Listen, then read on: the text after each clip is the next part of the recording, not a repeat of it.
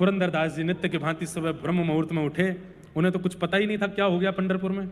उठ करके तिलक स्वरूप आदि लगा करके तैयार हुए। तैयार होने के बाद में अपना नित्य नियम करके, उनको तो था कि गेट खुलते ही भीड़ खड़ी होती है, पुष्प के वो लगाए रखते हैं लोग। आज जैसे कोई नहीं था, दूर दूर तक सब अपने घरों में खड़े हैं और रो रहे हैं। किस लिए? कि हमारे साथ धोखा हुआ कि हमने इनकी कथा सुनते थे, इनका प्रवचन, इनके कीर्तन में जाते थे हम। लोग आकर के चरणों में गिरने लगे, हे पुरंदरदास जी, कह दीजिए कि रात्रि जो सुना वो असत्य है। बोले क्या सुना तुमने? क्या हुआ रात्रि को? अरे विठ्ठल भगवान सब मंगलमय करते हैं, क्यों तुम चलो दर्शन करने चलते हैं।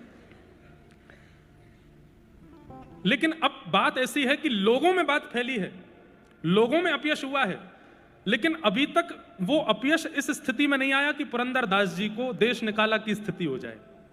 तो वो कब हुआ? जब मंदिर के कपाट खुले। जैसे ही कपाट खुले, पांडुरंग भगवान खड़े थे, एक हाथ में कड़ूला था, दूसरे में था ही नहीं।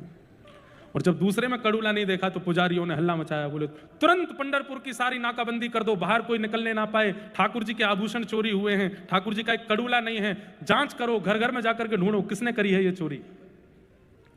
जैसी कड़ूले की आवाज रात्रि में वहां बैठे व्यसनियों के कान में पड़ी कि ठाकुर जी का कड़ूला चोरी हो गया है, वो जो कभी मंदिर नहीं जाते थे आज पहुंच गए और जाकर के पुजारियों से बोले हमको पता है कड़ूला कहाँ है।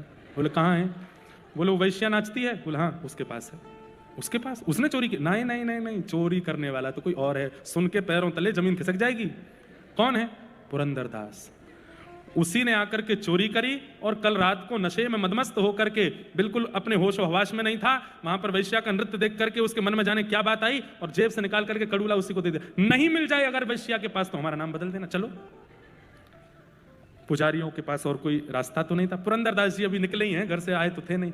वैश्या के घर पहुंच गए। वैश्या के द्वार पर जब पुजारियों को देखा, वैश्या चरणों में गिर गई। बोले कल रात्रि में तुमको कोई सोने का कड़ूला मिला? नीची नजर है जी, प्रसाद रूप में श्री पुरंदरदास जी ने मुझको दिया। अब वहां कौन समझे कि इसमें सत्य क्या है असत्य क्या है? वैश्या अपने मुख से कह रही है कि मुझे पुरंदरदास जी ने दिया, और जैसे ही भीतर से वो कड़ूला ला करके दिया, पुजारियों के नेत्रों में आंसू आ गए और चेहरा तांब वर्ण का हो गया। बोले इतना पाखंड पुरंदरदास ऐसा कर सकता है?